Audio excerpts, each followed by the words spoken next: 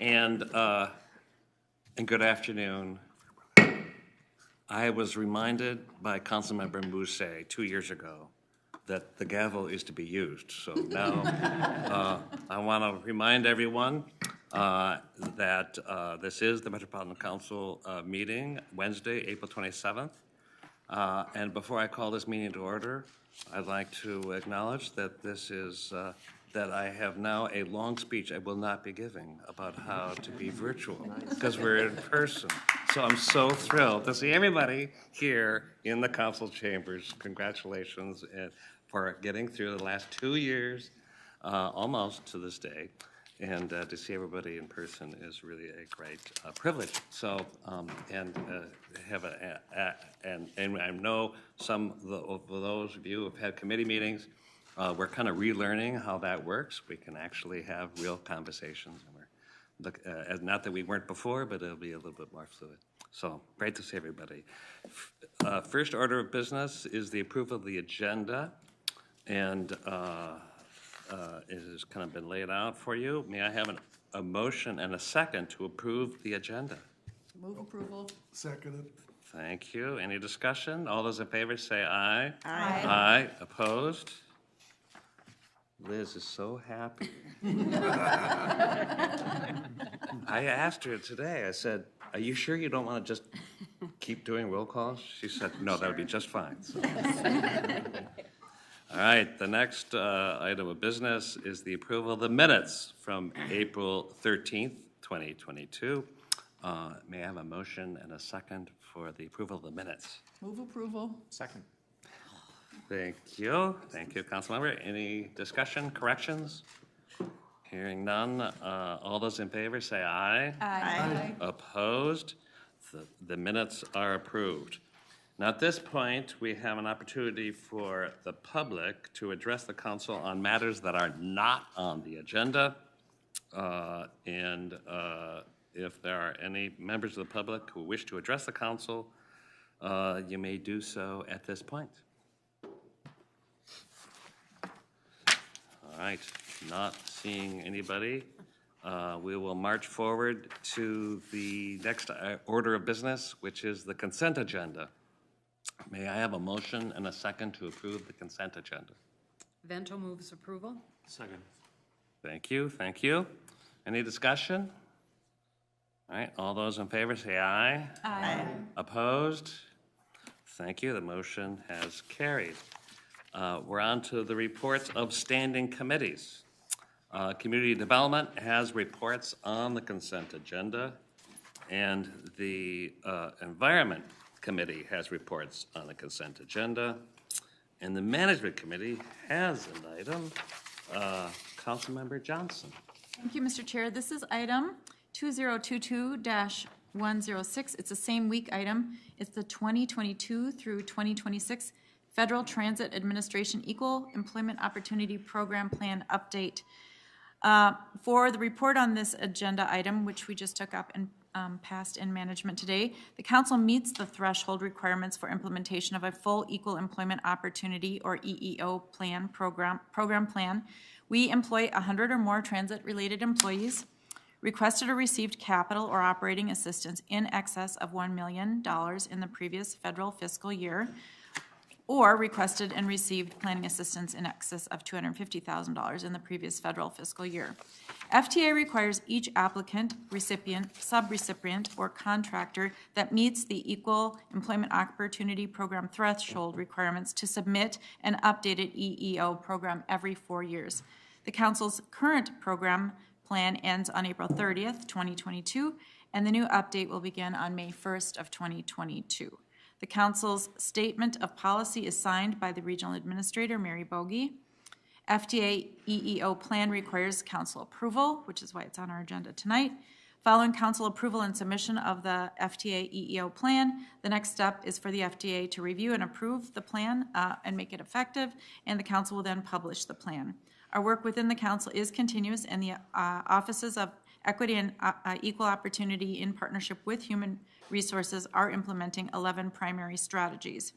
Throughout the year, the council will continue to hear progress updates and give feedback on the areas of employee retention, recruitment, outreach, hiring, and promotion. So therefore, Mr. Chair, I move that the Metropolitan Council approve business item 2022-106 for 2022 through 2026 FTA Equal Employment Opportunity Program Plan. Thank you. Is there a second? Second by Chambliss. Thank you. Any discussion? Questions? All right. All those in favor, say aye. Aye. Opposed? The motion is adopted. Next is the report from the Transportation Committee. Councilmember Barb. Thank you, Mr. Chair. We have 3 items to bring before the council tonight. So first of them is, Mr. Chair and council members, is business item number 2022-77, involves approval of an amendment to the Metro D-Line Station Plan. On July 25th, 2018, the Metropolitan Council approved the final D-Line Station Plan, establishing the number and location of stations on the D-Line project. Through additional agency coordination with other street construction projects and associated public engagement efforts, staff have identified 2 changes to the D-Line station plan, both of which would be implemented as future modifications to the line after D-Line operations begin later in 2022. A new D-Line station is recommended at Osseo Road and 47th Avenue in coordination with the Osseo Road reconstruction project led by Hennepin County. The southbound D-Line platform at Portland Avenue and 77th Street is recommended to be shifted to the southwest corner of the intersection in coordination with changes to Portland Avenue as part of the I-494 project led by MnDOT. Approval of the plan amendment will allow design and engineering to advance at these station locations. Funding is available within the existing project to accommodate these changes. Therefore, Mr. Chair, I move that the council approve Amendment 1 to the D-Line station plan to add a new station at Osseo Road and 47th Avenue and update the location for a permanent southbound platform at Portland Avenue and 77th Street. Thank you. Is there a second? Second. Thank you. Any discussion? All right, all those in favor, say aye. Aye. Aye. Opposed? All right, that motion carried. Councilmember Barber. Thank you, Mr. Chair. Mr. Chair, council members, business item number 2022-78 involves approval of an amendment to the Metro B-Line Corridor Plan. On October 13, 2021, the Metropolitan Council approved the final B-Line Corridor Plan, establishing the number and location of stations on the B-Line project. The approved corridor plan noted the potential for platform locations at 3 stations to change in the future as Metro Transit, Hennepin County, and the City of Minneapolis continue to work together to study broader changes to Lake Street. These changes are aimed at reducing crashes on a high injury street, addressing pedestrian safety needs, and improving transit speed and reliability in the corridor. The recommended improvements will restripe most of Lake Street within Minneapolis, resulting in bus lanes on about 50% of Lake Street, along with left turn lanes for safer traffic operations along the corridor.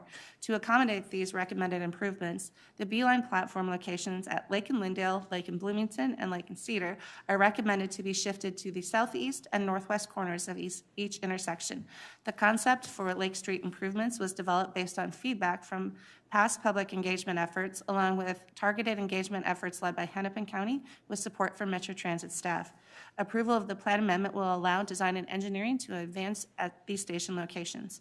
Therefore, Mr. Chair, I move that the council approve Amendment 1 to the B-Line corridor plan to update platform locations at 3 planned B-Line stations, Lake and Lyndale, Lake and Bloomington, and Lake and Cedar. Thank you. Is there a second? Second. Thank you. Any questions? Discussion? All right, all those in favor, say aye. Aye. Opposed? Councilmember Beck. Thank you, Mr. Chair. Mr. Chair, council members, business item number 2022-95 is a same week item to request that the council authorize the negotiation and execution of a contract for asset condition assessment service. The objective of this contract is to complete the preparatory work required for developing the council's asset management plan as required by FTA regulations. The work under this contract is to assess council's support, passenger, and parking facilities. Therefore, Mr. Chair, I move that the council authorize the negotiation and execution of contract 22P111 with Gordian Group for asset condition assessment services in an amount not to exceed $594,686. Thank you. Is there a second? Second. Thank you. Any discussion? All right, hearing none. All those in favor, say aye. Aye. Opposed? All right, that motion's carried. Now on to other business. This is business item 2022-107, Juneteenth holiday adoption. So as a note of explanation, last year, Governor Tim Walz recognized June 19th as Juneteenth Freedom Day in the state of Minnesota. And prior to that, President Biden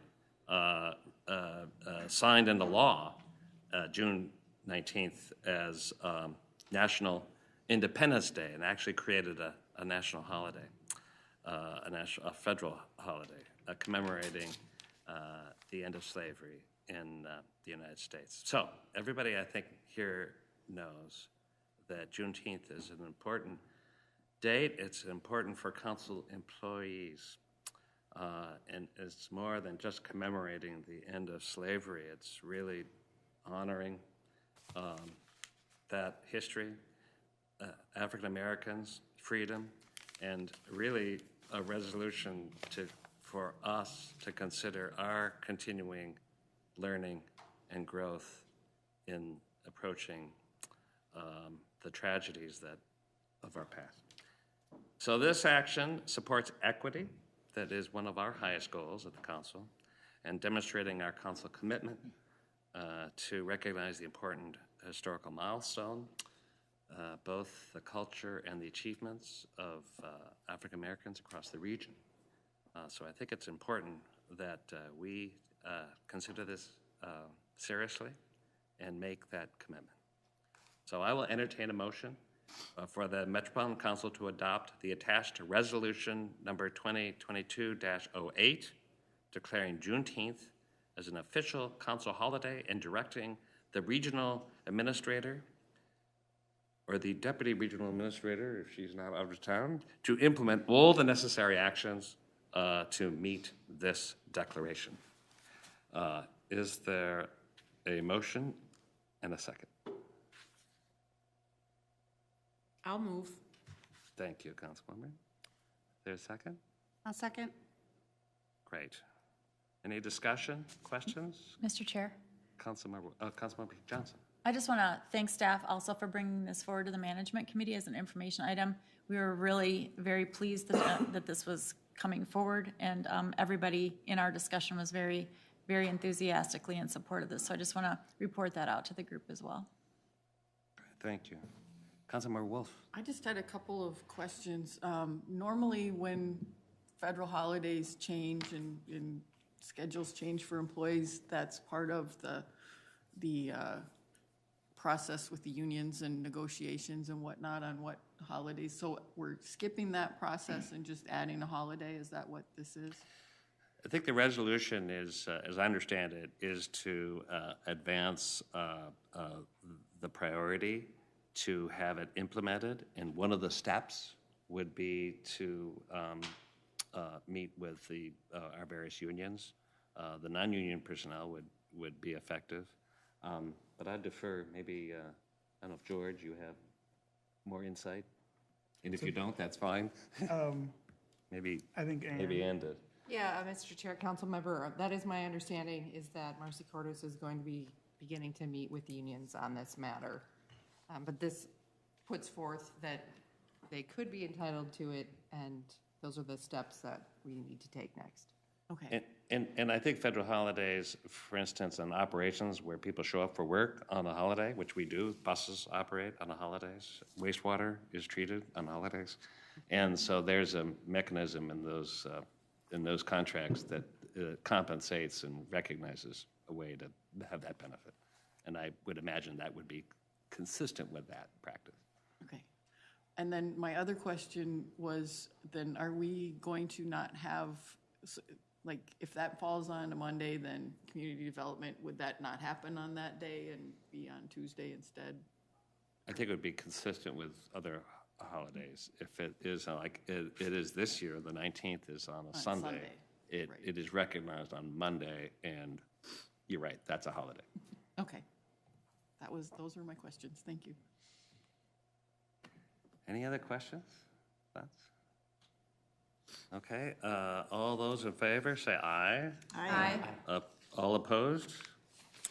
All right, motion has carried. We are on to our final item, which is an information from our Community Development Director, Lisa Barras, our report on Thrive MSB 2040 equity commitments. Lisa, welcome. I'm glad we waited until you could be here in person and we could see this presentation and engage in questions and thought on this important area. So, thank you, Mr. Chair and committee members. Please forgive me. This is my first time back in front sitting at this spot. So if I say next slide, I'm sorry, Greg. I will press the button and I will try to do that. I'm also reminded that I needed to print my notes since I won't be looking at a screen looking at them. So if I've missed something, it's all new to me, but not just new in practice. So I really appreciate the opportunity to be in front of you today. For the record, I'm Lisa Barajas, Community Development Director, and the report I'm providing today is not something that I developed on my own. I really have to recognize all of the staff, not just for the work that they have been doing, that if you had the opportunity to look at the report that was posted online, you can see is an enormous volume of work, and that's only related to the commitments that are stated in this document in Thrive, not all of the work that our bodies, our different committees have been engaging in our policy work and things like Juneteenth and some of our procurement policies and practices as well. There is a lot of work that has happened. But today, as we're thinking about and have been discussing with you our 2050 planning process and visioning, we wanted to be sure that we were setting the stage on what have we done related to our commitments that are articulated in Thrive, in particular related to the outcomes. So there is a lot in there, and today I'm going to just talk about equity, and we will get into further detail on other work that we've done since the adoption of Thrive in 2014. So really just tracking progress against our plan, essentially. So in Thrive, if you haven't had the opportunity to read it, Thrive really articulates that promoting equity means addressing these 4 integrated strategies, that we are using our influence and investments, that we're creating real choices in where we live, how we travel, and where we recreate. We're investing in a mix of housing affordability along the region's transit corridors and engaging a full cross-section of the community in decision-making. The strategies and commitments that are included in Thrive are really focused around the council's development policy and planning authorities. So again, I'm going to kind of hammer that home, that this is really about those authorities and not about our administrative practices or our hiring practices or other related types of institutional work that we might be doing. There are 31 specific commitments related to equity in Thrive. I am not going to go through each of those in detail today. The report that is posted online does that. And I will also say that even what we've put into the report is not a detailed report on each of the projects that we've done to fulfill those commitments, because a lot of work has gone into that. We've tried to provide links wherever possible, where deeper and broader reports have been provided to the council, whether that's at a council meeting or actual published reports online, because we could not seriously do justice to this or make it a meaningful or readable document if we compiled the vast amount of work that had gone into accomplishing the commitments that are here in this document. So I'm just going to provide highlights today. And after I've reviewed these highlights, then we'll turn to some discussion on what we've learned to help shape our work for the 2050 Development Guide. And I really want to hear from you also on what worked and maybe what we could improve upon on the 2050 planning process. This isn't just a conversation that is limited to today. We will continue to have that conversation. This won't be your last chance at it. And we certainly anticipate that over not just this year, but over the coming years as we get deeper into policy work and review and go back to what vision and values have said as well, that we will be refining and addressing and thinking about how we can better improve upon what we're putting in our policy documents and how that can have an impact or be more impactful going forward. So again, just a couple of things that I want to talk about on this report before we really get into it. And I really want to be clear about why we've done this reporting. First, it furthers our accountability in the region and to the region. And while we've been reporting in our various standing committees on the status of the projects that you can find in this report, there was no one centralized place or location for the public or even us as council members or council staff to be able to look back to see if what we were doing was what we said we were going to do and to see whether that was even having an impact. Further, we heard from members of the community and some of even our advisory committee members and some of you as well about whether such a report even existed. And we said, that's a great idea. We should probably do that. And again, I really want to stress the scope of this report is not to discount that volume of work that the council has done since the adoption of Thrive. In more detail, this report does not include those commitments identified under the other 4 outcomes in Thrive. That's another project that can be underway, and certainly there's a lot of intersection amongst the commitments in the other outcomes as well related to the commitments under equity. This does not document internal efforts. It doesn't include any work that's currently underway or is planned to be done this year or is not yet complete.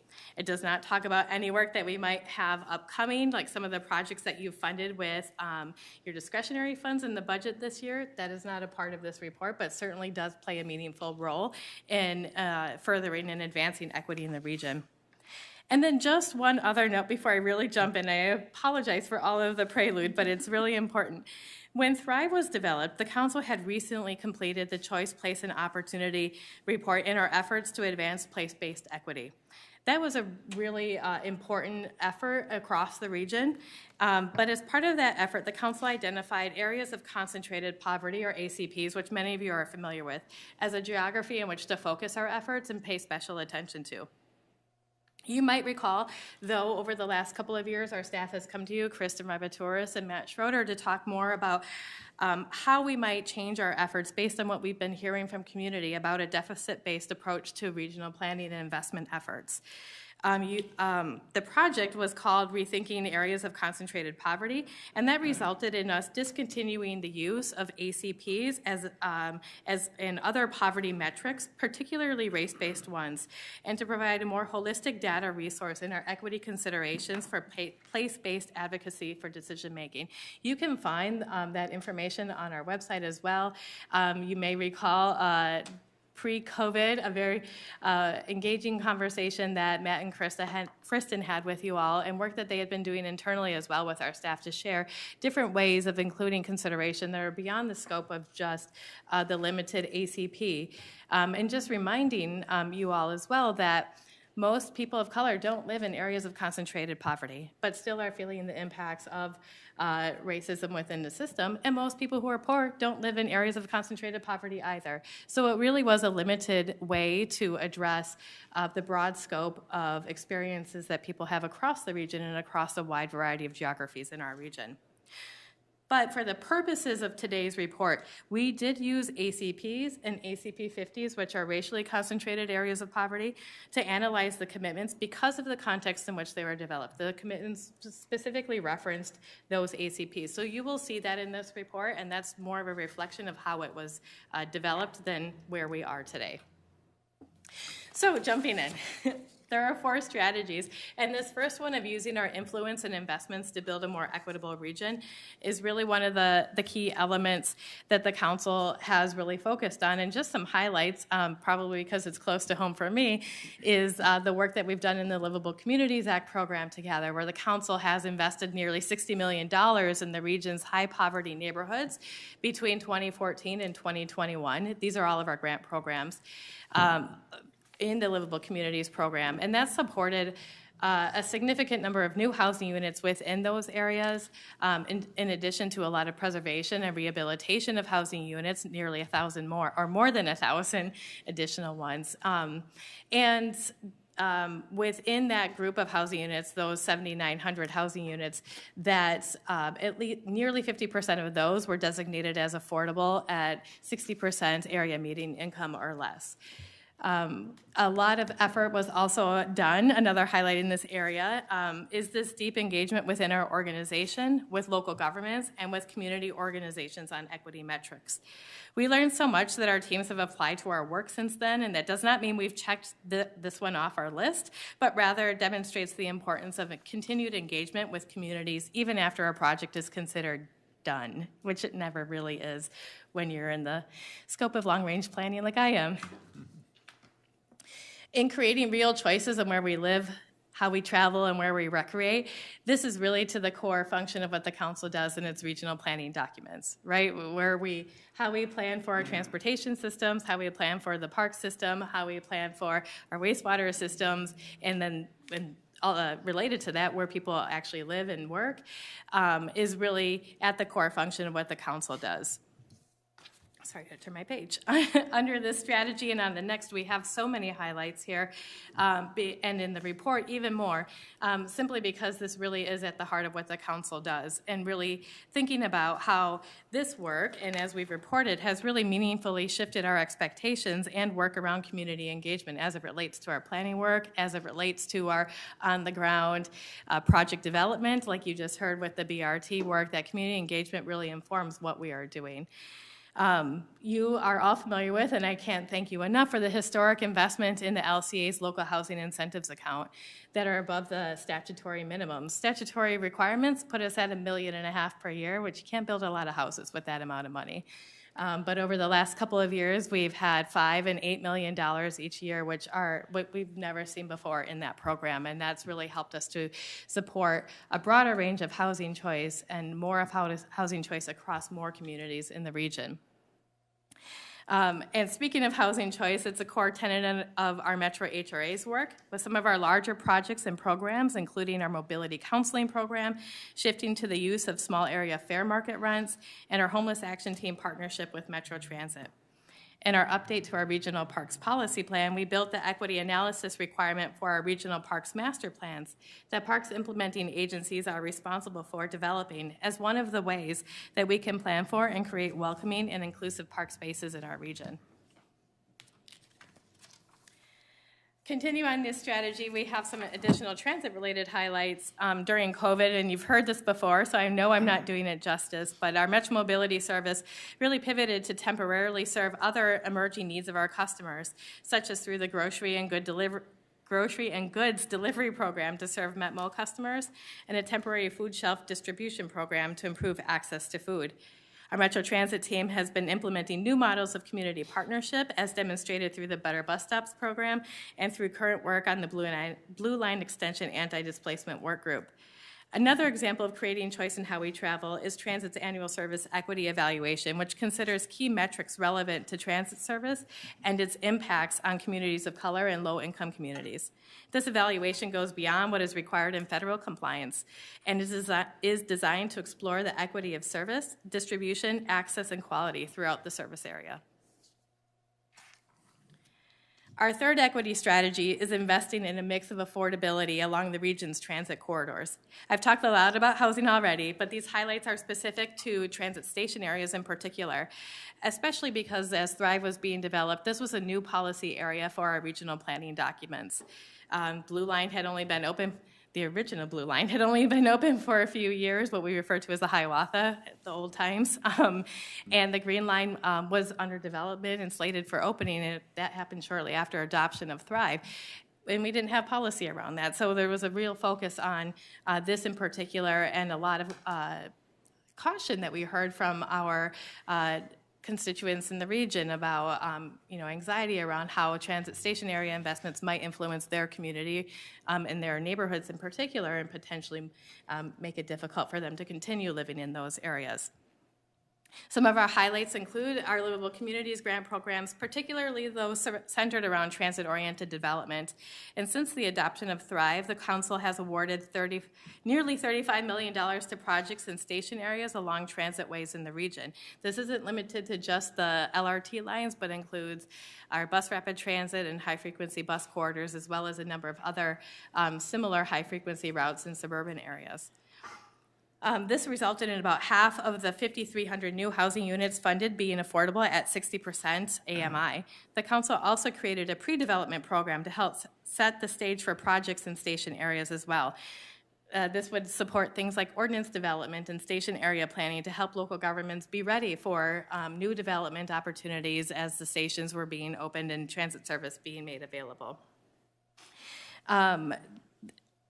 The council also partnered with local governments to secure Federal Transit Administration grants to support intensive station area planning in particular along some of our suburban routes like the Gold Line corridor. In both this case and another case, this advanced planning included the development of housing strategies for the corridor as well as corridor-specific engagement to support these planning efforts. And then our final strategy of engaging a full cross-section of the community in decision-making. This is a core component of all of the work that I mentioned prior and all of the things that are in our report and well beyond that as well. And this establishes the long-term process for continuing to address the commitments under this strategy. The council developed and is implementing its public engagement plan and continues to do that. That public engagement plan is structured around principles and strategies that were co-created with community members and are detailed in that report online. Our report also provides a few examples of how this process has worked in practice, particularly related to regional planning and partnerships. As noted on this slide, examples of organizational partnerships helps us to engage critical audiences and to promote inclusion in the process and in the outcomes in the region. The Rethinking I-94 project and the Regional Economic Framework are just two examples of those organizational partnerships that help further our work and build trust with community in the region. The council has expanded the role of community and diverse voices in its advisory committee selection and in planning studies and supporting engagements for these projects. It doesn't mean we're done there and that we rest on our laurels, but it certainly is an improvement on where we have been, and we can continue to go further in those selections as well. Another example from transit that I know you're all familiar with is its intentional engagement process related to transit safety, where the council partnered with the Citizens League to first engage community, followed by a council work group and a work plan to carry out those efforts. Again, I know there's a lot of work that has gone into that I've summarized into one sentence, so I don't want to cause any short shrift on that, but there's just so much to report on, and I know we have a lot to discuss. So as we get to the 2050 Development Guide, there are some takeaways that we're applying. We continue to learn from implementing these strategies since the adoption of Thrive, as I described in our place-based equity work, and continue to evolve our work and thinking around that based on what we're hearing from our partners and what we're hearing from residents in the community as well. But also, as we turn to our 2050 planning process, there are some lessons that we'll be applying to our work. If you were able to dig in and read the equity outcome in Thrive, you will find that the council commitments range from broad goal-like statements to more detailed technical actions. Even just the 4 strategies I shared with you today were very broad, choice across all of our things, to very specific housing choice within transit station areas, right? They have such a broad range to them. And whether that was intentional or not, it can sometimes lead to confusion about what belongs where and who's responsible for what when things are living in our higher level document, and also how do we report on something that covers such a broad range of the work that we do at the council. It can be confusing for our members and for readers as well about the relative importance of each of the commitments under those strategies as well, and its potential to make a difference, or even how we would measure how much of a difference that commitment can make in furthering the strategy or the overall outcome that's stated in our document. So one of our biggest takeaways is to improve that clarity and that transparency. As part of the planning process and as a component of the 2050 Development Guide, including evaluation and metrics that are developed with direct consultation with impacted communities is incredibly important. In the development of Thrive, we didn't have those metrics or consultations. We didn't come up with 5 indicators till nearly 3 years later, and we were already doing work implementing the guide. So there's a lot of value in doing those things together, not just in being able to be transparent and accountable to our actions, but also for us to be able to say, and measure in the process and discuss with you as policymakers, will this action have an impact? How would we measure an impact, and under what circumstances might we change course or make a different change? Some other change or takeaways that I know Mike Larson shared with you earlier as well when he spoke to you about vision and values, is that we do find that our documents are sometimes overly complex, hard to read, a lot of context and a lot of explanation and reflection. It makes it hard to find, well, what are we committing to? It's almost obscure or obfuscated, which is not the intent.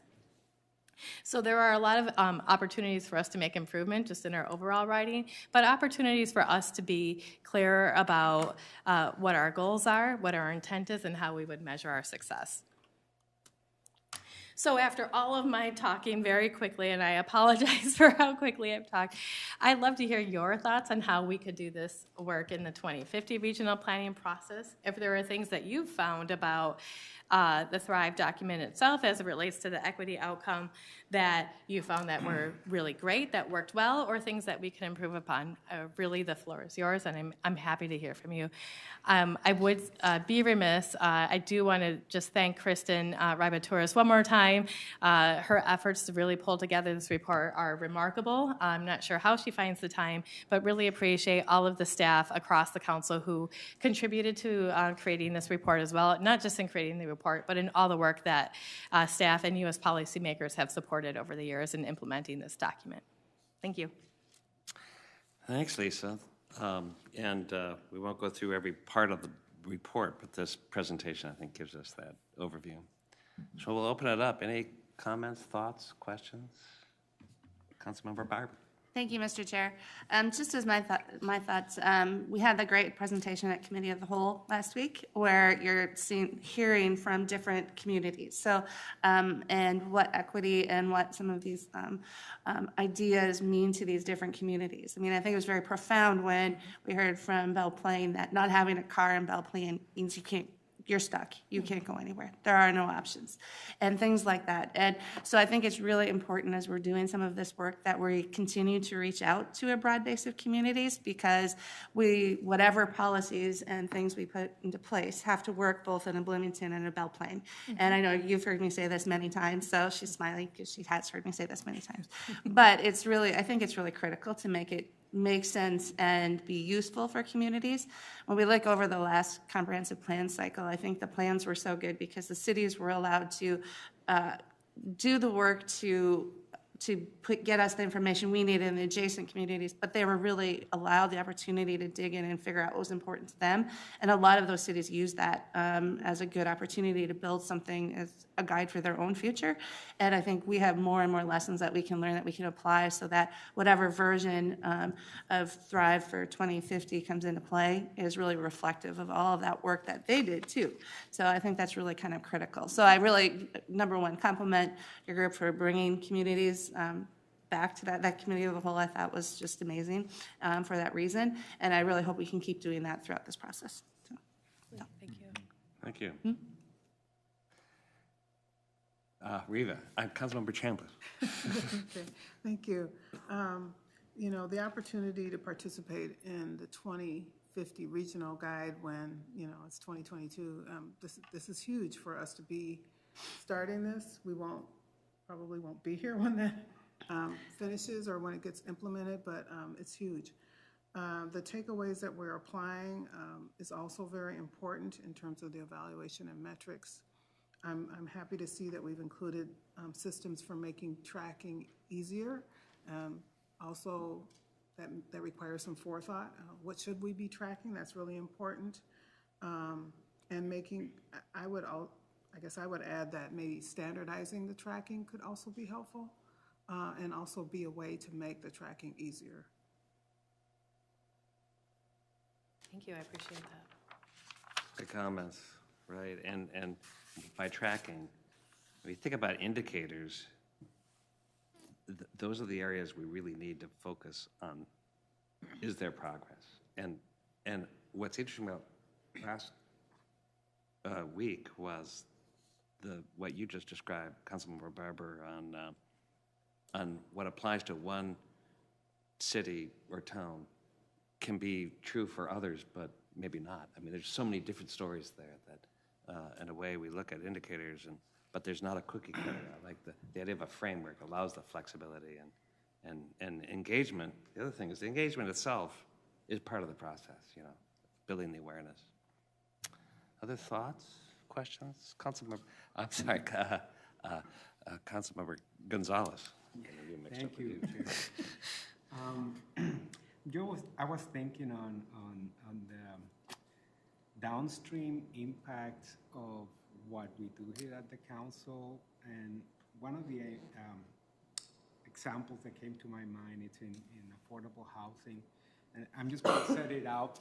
That my scenario, hopefully you will get what I mean, is that if we improve a park, and that as a result of that, the prices, the home prices increase in a neighborhood, and that drives out affordable housing. I mean, that's not something that the council is doing directly, and of course we want to improve the park.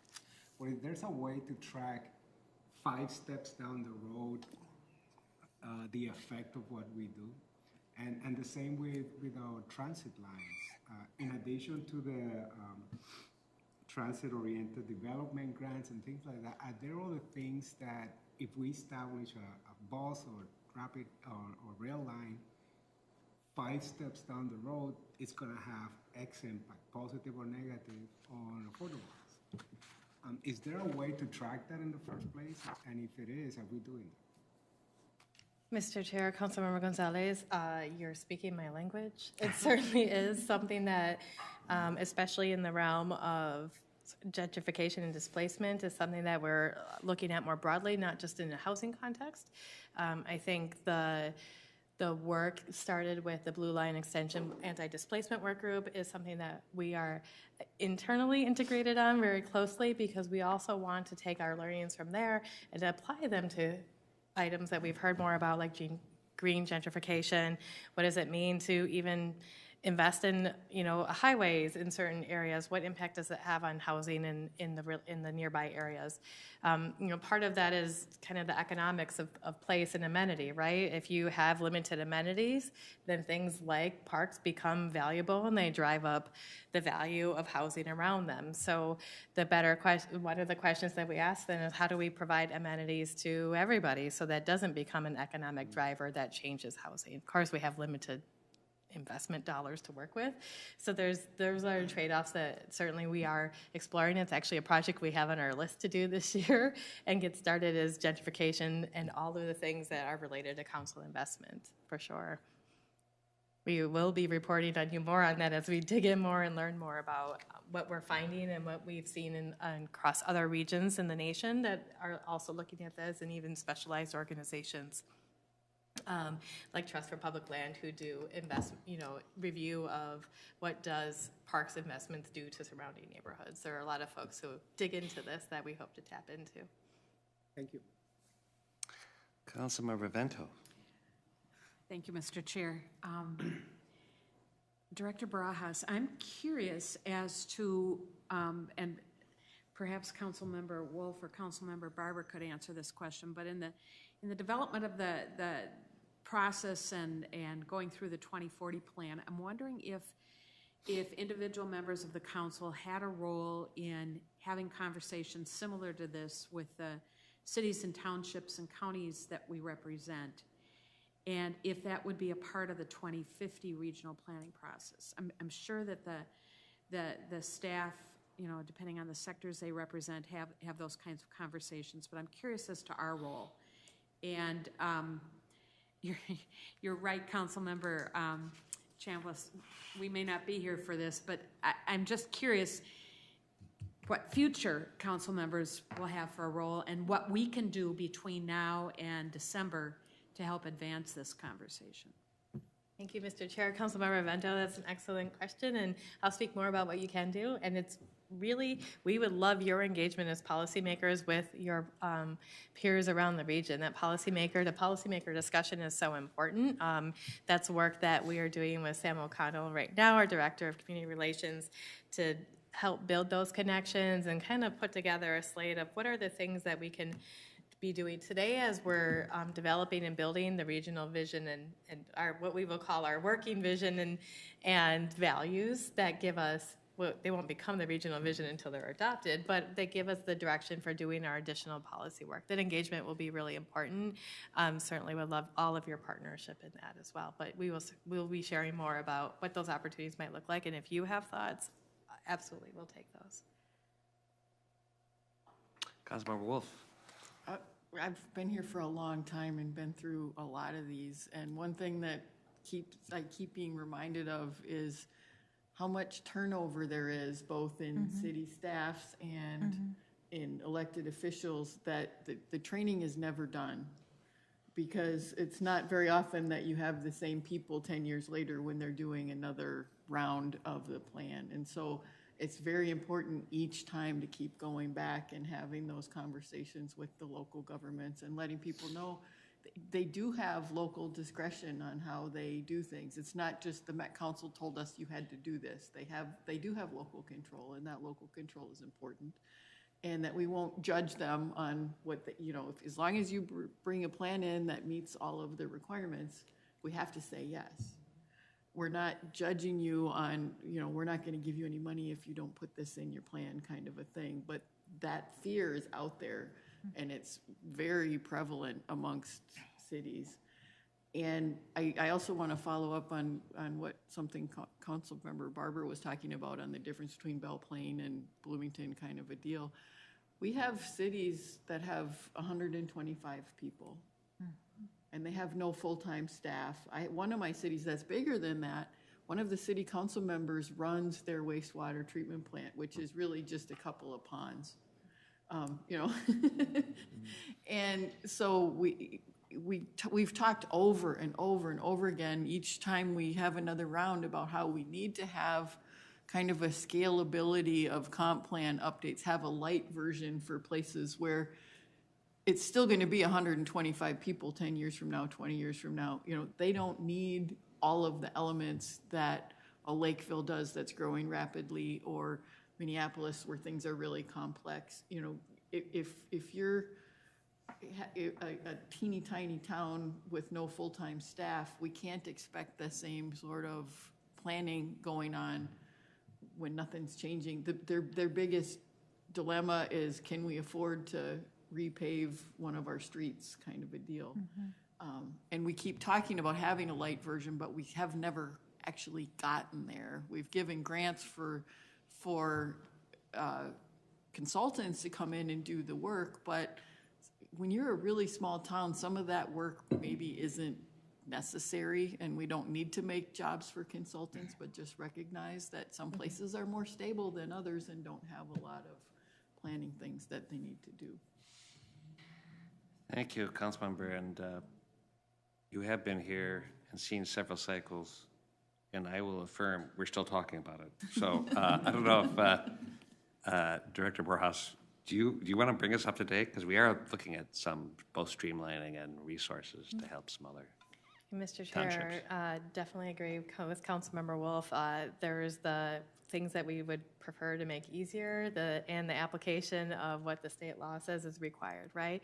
And oftentimes, even with the funds in their hands, local government staff, the small ones that only are a half-time, one person, right, don't even have the time to find a consultant to do the work. So one of the things we are exploring that state law does allow the council to do is to just actually enter into a contractual agreement with those local governments and do the plan work that needs to get done, update that plan, and provide it to them. Here, we updated it. You don't have to do anything. It would probably be faster and cost us less money, but also take a lot of that burden off of local government staff. There's obviously work that needs to go into that, and who would be eligible, and consulting that we need to do, not officially as consultants, but engagement we need to do with those smaller local governments. Some of them are our grantees right now who are still struggling to finish up their local plans, and this is part of that follow-up for us with them is what if, would this be something that you would be interested in? If it's not something you're interested in, then we'll find a different path, right? But find that especially some of the requirements can be hard to understand if you're not an engineer, if you're not someone who already does this every day, kind of thing. And most of our local staff don't do this every day. So if there's a way that we can make that easier, we will find that way and get it done. In my experience, when I was working with local governments as a sector rep in our local planning assistance group, that there certainly were some plans where I did spend a lot more time, almost as a consultant in some ways, saying, yep, here's the table you're going to want to use. I made this map for you. I think this meets your needs. Let me know if you need any changes. But if we do that in a more formal and take some of that burden off and that anxiety off up front, that can really help, we hope, facilitate that plan. But that's something we'll be engaging with those, especially smaller local governments, on if that's something that would be amenable, if there are kind of pitfalls or things we should be aware of as we move through that. But certainly something that we are enabled to do under our current state law. I don't know that the council's ever done it, though. I just kind of tripped over it when I was reading about something else in our chapter 473.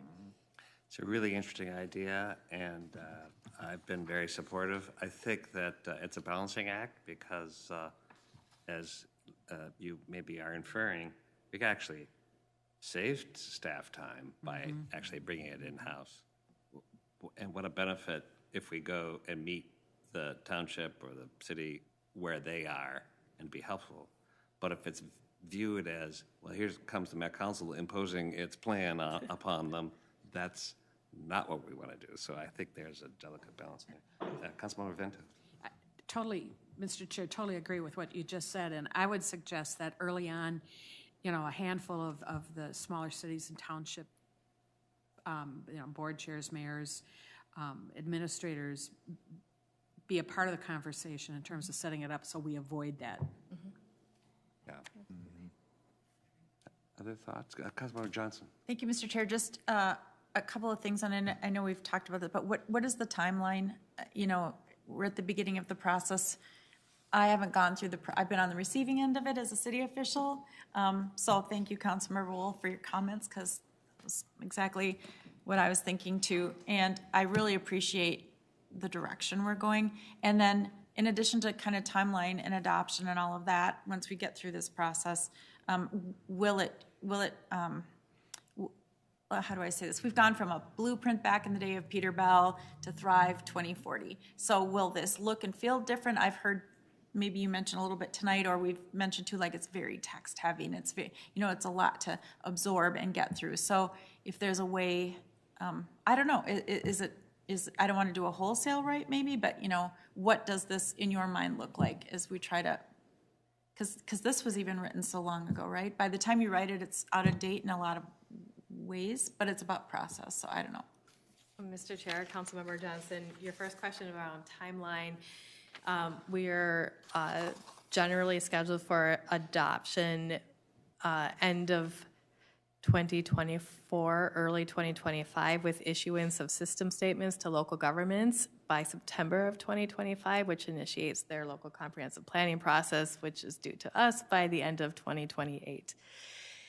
So that means we have got a couple of years here, but it's a short time period for a lot of work. So vision and values is our focus this year, but we also are doing a lot of technical engagement across the division's work here, not just in community development, but I know our water resources group, for example, has a planning advisory group. We recently started up our regional planning advisory group of local staff to be technical advice along the way, a long range or a wide range of folks participating in that. Next year will be deeper policy discussion work within your committees, within our advisory committees, our communities like TAC Planning and MOSAC and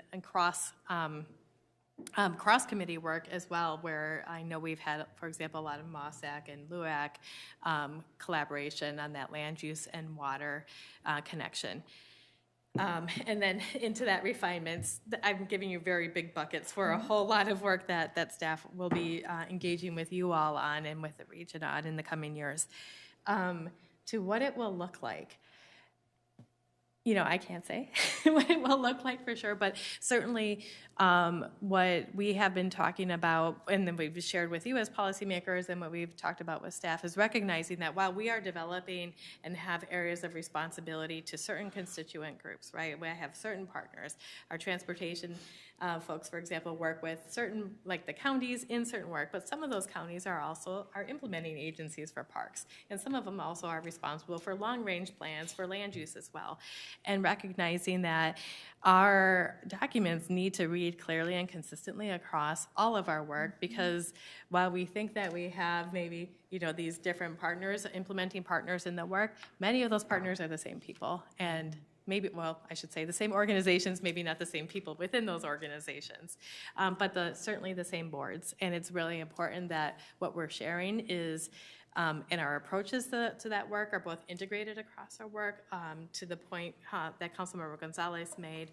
An investment that we make in one area certainly can have an impact on the work of, in another area that we're also responsible for. And we don't want to be at cross purposes, but want to be advancing that work together.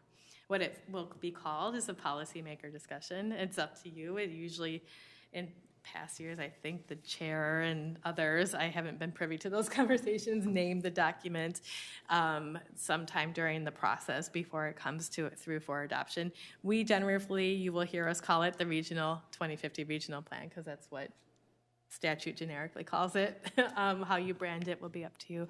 But what we are looking at is how we make this document easier to find and navigate online, not just in a PDF form, but in a way that shows that there are a lot of connections. What we say about our responsibilities, I will just take a cross-cutting issue like climate change. That's not something that one action alone is going to solve, but are a variety of different things that our different divisions are responsible for. And one action in one area can actually have benefits for other things that we're, and other goals that we might have as well. So we want to be able to show that and integrate that across our work in a way that's really easy to navigate on a web platform. It doesn't necessarily lend itself to being in a document, but our documents can be easier, more readily connected, easier to read, and easier to navigate too. I'm not an expert in format, but I know what doesn't work. Thank you. Councilmember Sterner. Thank you, Chair. I just have a couple questions. So the first one has to do with just, do the counties help the small cities and the townships in planning, either in the past or plan to in the future?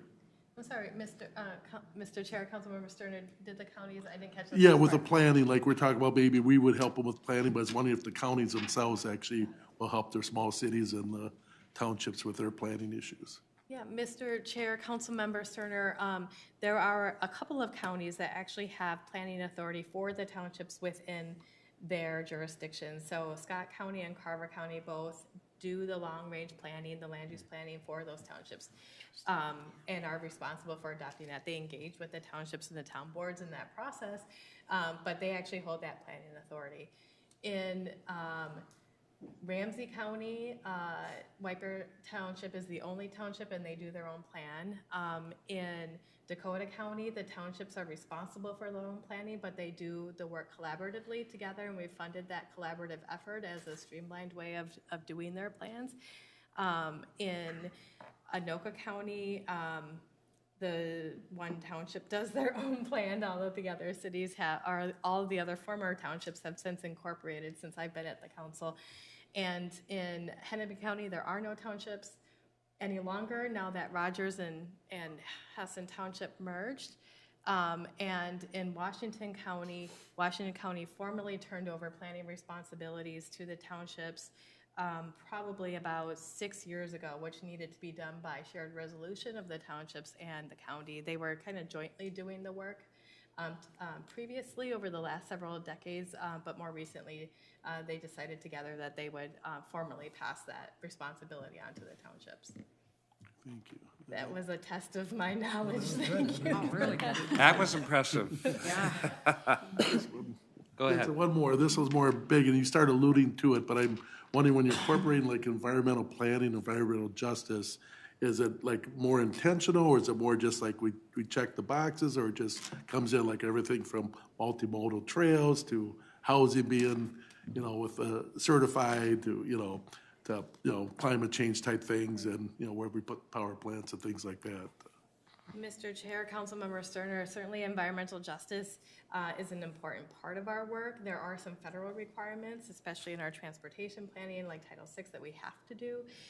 Some of the work that we are doing right now as staff is, and we've talked about this around our climate action planning, is really centering environmental justice impacts of our work, or more importantly, benefits of who's benefiting from the work that we're doing, and ensuring that communities who have historically been the recipients of the negative impacts actually see some of that, see some of the benefits of our work going forward. Now, of course, the devil is in the details and how you would carry that out, and will look a little bit different for project-specific work. We're building this line here versus policy work, which can be a little bit more ambiguous about our expectations or where this might work. So we have to, we're in the early stages of figuring out how we provide good, informative policy analysis for your discussion and ensure that we're really addressing or understanding what the trade-offs of different policy approaches across our planning work. I know it's not like an easy answer, but we're in the beginning of doing that, and you will certainly be hearing more about that in the coming years. Thank you. Any other thoughts, questions? Councilmember Gonzalez. Just going back to the issue of the smaller towns and townships, do we have a list or at least a criteria of what we, who would we consider cities or townships that need assistance? I mean, is every single entity that is called a township? Is it every town? Is it depending on the population level? And, Washington County, like you just mentioned, they have to do their own plans, and that's certainly an issue that I heard from different constituencies. So how big is the work, I guess, that's what I'm saying. Mr. Chair, council members, as we were developing our planning assistance grant program for this cycle, what the statute actually directs us to consider who's most in need, both financially and for planning purposes as well.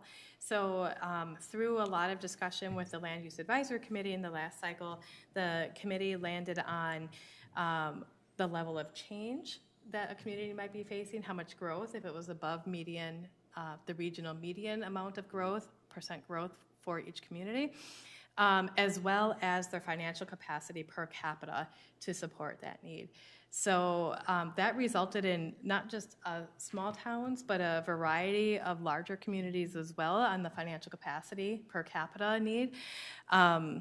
And then further, the council also determined that communities that were smaller than 5,000 population is kind of a standard for transportation funding and other types of funding in the state, that once you hit 5,000, you start to become eligible for a lot of other funding programs that we use that same standard for, just supporting small towns in their work as well, regardless of the other two, financial capacity or amount of growth that they were expecting to occur. When we were talking about specifically meeting the needs of communities who struggle with getting their plan done because they have a limited amount of staff, I think what we will be bringing to you as we discuss how that might work is not just what I had mentioned prior, amount of growth or tax capacity, because as Councilmember Wolf said, it doesn't even matter if they're growing or not, right? They still have a responsibility, and that can't be the limiting factor in that, or deciding factor. So we'll also be sharing with you what our experience has been for our grantees that are those smaller communities that even with funds, who that's impacting, because that certainly should be part of the equation. And no, not just even in our grantees, but being able to look back, because we do track when we receive plans from every single community. We have it for the last 40 years, how long it takes them to get from start to finish once we receive it. And we can do an analysis on which types of communities are having the hardest time with that, or how long, or if they're just late in getting it to us. All of those types of things we are able to pull out and analyze. So certainly information that as council members, you all would be deciding who we should be providing those services to. So if you have other thoughts on that too, and we're not quite there because we're not quite at the planning part of that, but we will be having that discussion as we get nearer to the nearer to adoption and implementation of the 2050 plan, but certainly there are things that we can start to pull and start to be gathering in spots and being ready for that as we think about how we get to implementation. Thank you. Questions, thoughts?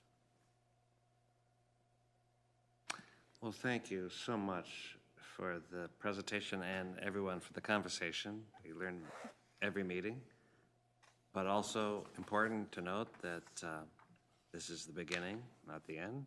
We're going to continue to talk about the process and how it improves and the work ahead to develop that 2050 plan. Right. Thank you, Mr. Chair. Thank you, council members. Well, that brings us to the end of our formal agenda. We have an opportunity for any other reports that any council member wish to share. And, oh, I should look up what I asked. Councilmember Fenton. Thank you, Chair. I would just note that tomorrow is Workers' Memorial Day, and it's Workers' Memorial Week, and I think fitting that we're back here in person after 2 years, and for the last 2 years, you've had a lot of frontline workers, Metropolitan Council employees, putting their health and safety on the line, and just want to give thanks, and it's good to be back. Thank you. Thank you for that comment. We know a lot about safety in work zones, and work zones aren't only highways. They're throughout a lot of our work, so thank you for bringing that up. Anyone else? Thoughts?